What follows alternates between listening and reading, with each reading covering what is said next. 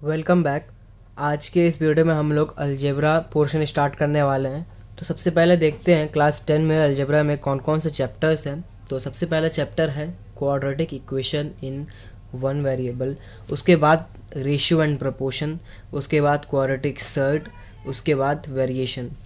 तो algebra start करने से पहले सबसे पहले हम लोग देखते हैं अलजेब्रा का मार्क्स डिस्ट्रीब्यूशन किस तरह से किया गया, मतलब कि कौन से चैप्टर से कितना मार्क्स का क्वेश्चन आता है, पहले ये देखते हैं। तो जब हम लोग इसको अच्छे से देखेंगे तो यहाँ पे दिख रहा है हम लोग को अलजेब्रा में टोटल 16 मार्क्स का क्वेश्चन आता है पूरे अलजेब्रा में से। लॉन्ग क्वेश्चन 9 मार्क्स का, शॉर्ट क्वेश्चन 4 मार्क्स का, फिर very short answer true false 1 marks का, और fill in the blanks 1 marks का, और फिर एमसीक्यू 1 मार्क्स का। टोटल मतलब कि 16 मार्क्स का क्वेश्चन यहाँ पे आता है।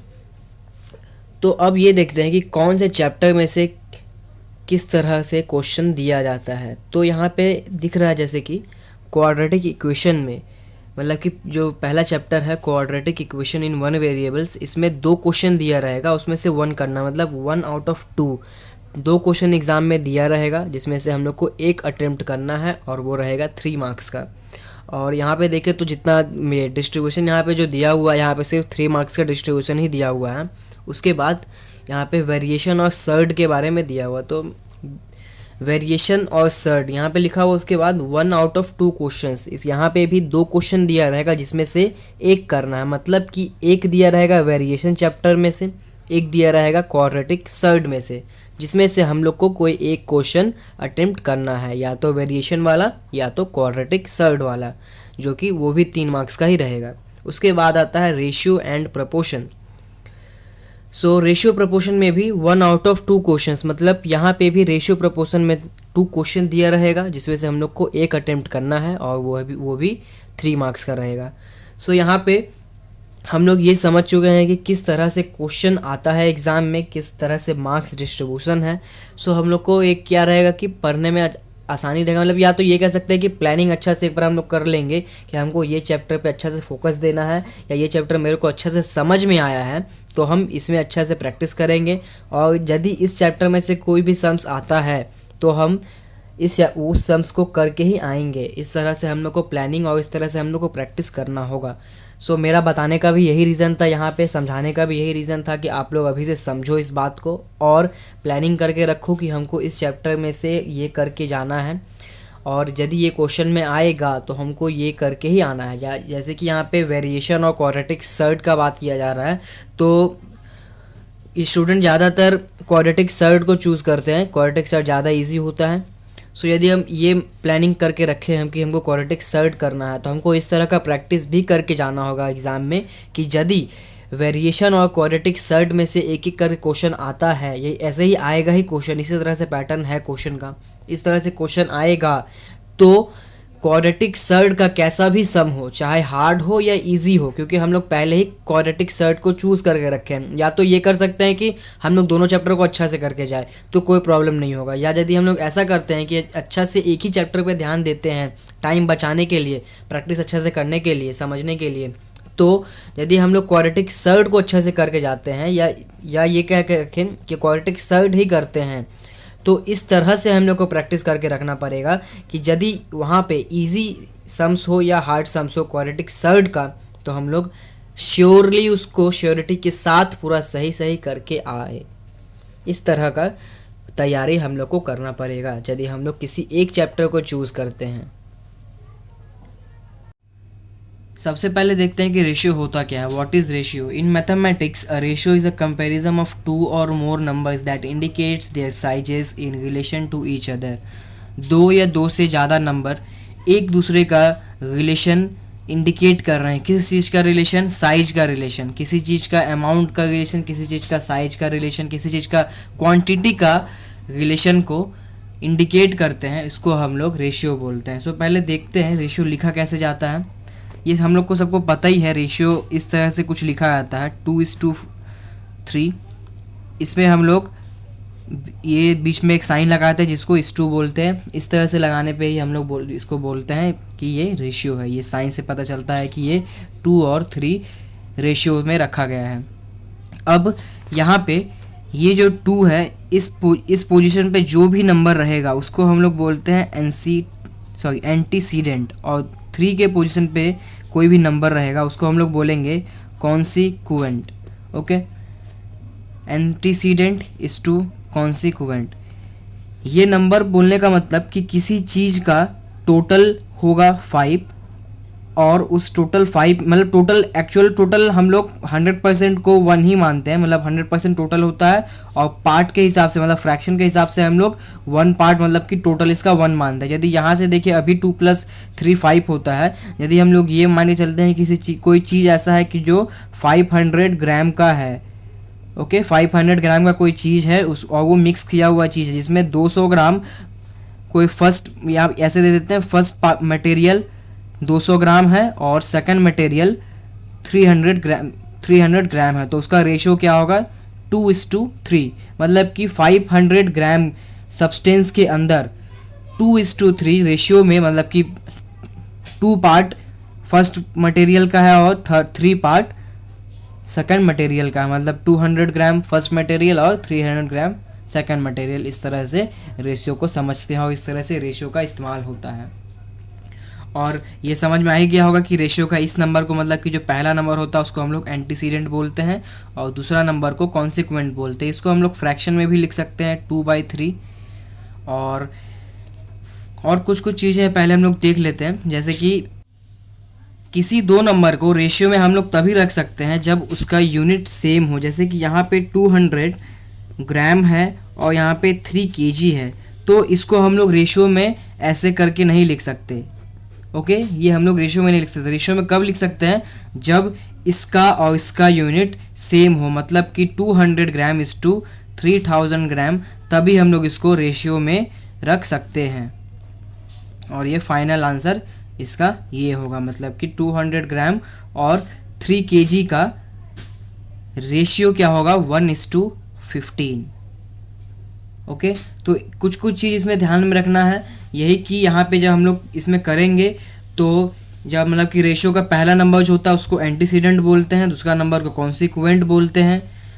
और रेशियो हम लोग तभी लिखेंगे जब उसका यूनिट सेम होगा, तो ही हम लोग तभी हम लोग उसका रेशियो लिख सकते हैं किसी भी दो नंबर को। अब देखते हैं टाइप्स ऑफ रेशियो। तो पहला टाइप है कंपाउंड रेशियो और मिक्स्ड रेशियो, उसके बाद इन्वर्स रेशियो, उसके बाद रेशियो ऑफ इक्वालिटी, उसके बाद रेशियो ऑफ इनइक्वालिटी। और रेशियो ऑफ इनइक्वालिटी में 2 पार्ट है, ratio of lesser inequality and ratio of greater inequality.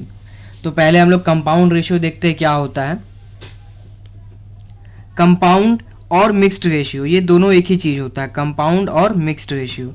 यदि मैं यहाँ पे 2 रेशियो लिख के रखता हूँ, A:2 या 3 रेशियो लिख लेते हैं, A:B and C:D and E:F, और बोला जाए कि इन तीनों रेशियो का कंपाउंड रेशियो या मिक्स्ड रेशियो दोनों एक ही चीज़ होता है, नाम अलग अलग है। कंपाउंड रेशियो निकालने के लिए बोला गया, तो यहाँ करना क्या होगा, हम लोग को जितना भी एंटीसीडेंट है, मतलब कि ये वाला जो पहला नंबर है उसको हम लोग एक जगह मल्टीप्लाई करेंगे, और उसके बाद जितना भी कॉन्सिक्वेंट है ये सब उसको एक जगह मल्टीप्लाई करेंगे, तो ये हो जाएगा ACE:BDF। ओके, तो इसका यदि कोई कंपाउंड रेशियो निकालने बोलता है तो कंपाउंड रेशियो निकालना इसका मतलब हम लोग करते क्या है, उसमें जब 2 या 2 से ज़्यादा रेशियो, हाँ एक बात तो ये कि कंपाउंड रेशियो या मिक्स्ड रेशियो निकालने बोलेगा तो वहाँ पे 2 या 2 से ज़्यादा रेशियो दिया रहेगा, तो ही हम लोग कंपाउंड रेशियो या मिक्स्ड रेशियो निकाल सकते हैं। और कंपाउंड रेशियो या मिक्स्ड रेशियो निकालते कैसे हैं, इसमें जो भी रेशियोज दिया रहेगा 2 या 2 से ज़्यादा, उन सभी रेशियोज में से एंटीसीडेंट को एक जगह रखेंगे एक साइड में और कॉन्सिक्वेंट को दूसरे साइड में, मतलब कि जितना भी एंटीसीडेंट है उसको एक जगह लाके मल्टीप्लाई कर देंगे और जितना भी कॉन्सिक्वेंट है उसको एक जगह लाके मल्टीप्लाई कर देंगे और उसका एक रेशियो बना देंगे। इसको हम लोग बोलते हैं कंपाउंड रेशियो और मिक्स्ड रेशियो निकालना। ओके, अब देखते हैं इन्वर्स रेशियो क्या होता है।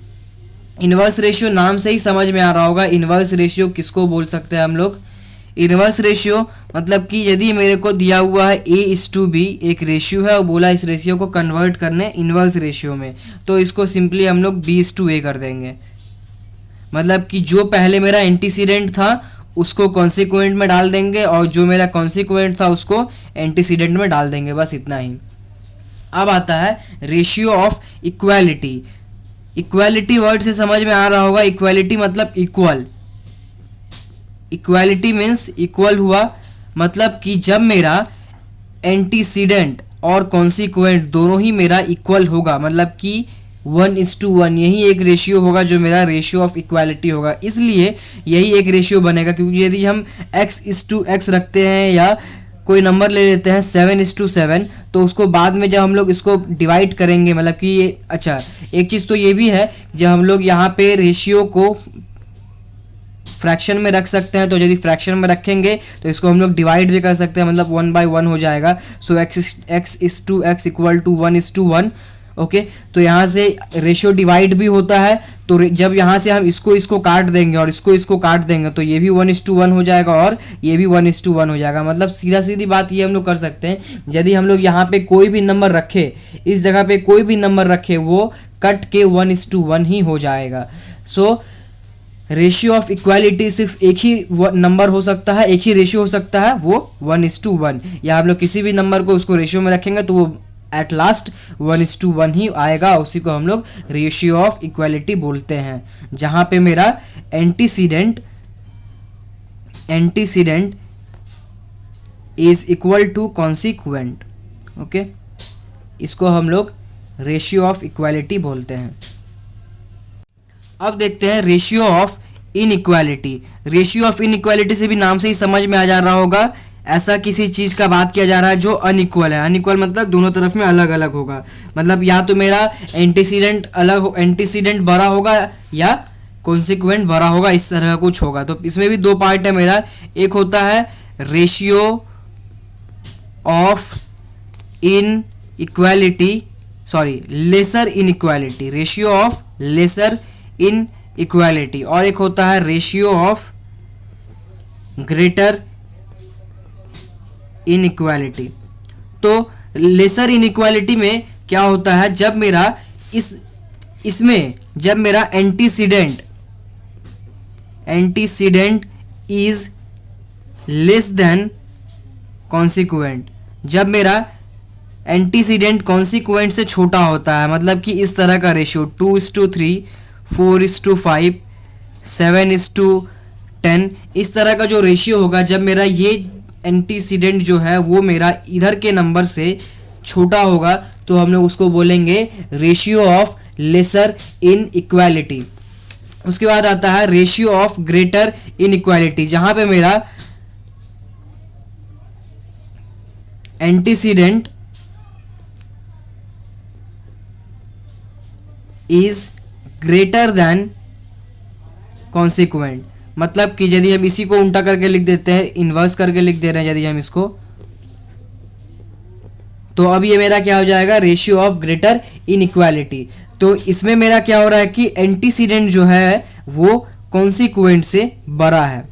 ठीक है, यहाँ से रेशियो ऑफ लेसर इनइक्वालिटी में एंटीसीडेंट छोटा होगा और रेशियो ऑफ ग्रेटर इनइक्वालिटी में एंटीसीडेंट मेरा बड़ा होगा।